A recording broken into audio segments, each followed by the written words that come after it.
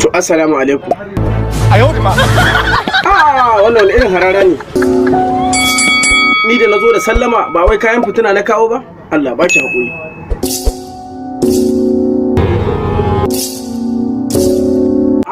Wannan kaya sai ka ce kayan da baiwa za ta sa? Ai idan sun san wata ko? To ba su san wata ba. Kuma dai sanin kanku dai wannan kayan ba kuma ta adalci ba. Ba sun ce da mu za su zuba ba? To amma Hajiya me kika fi tunani akai game da wannan auren? Ai dama na san yayin bikin nan za mu ga salon rashin mutunci kala-kala. Ke wani irin mataki za ki ɗauka game da wannan rashin mutuncin?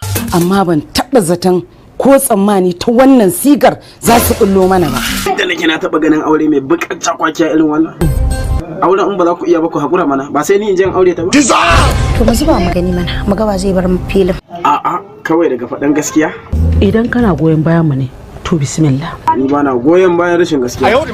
Don kuma ba haka bane ba.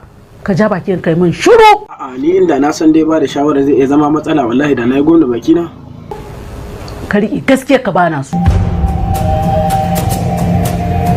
Wannan dai aure Ubangiji ya riga ya hada shi dole sai kun yi hakuri an yi fa shine kawai ni dai shawara ta Kaga babu ruwanka a wannan harkar ido ne naka na dai gaya maka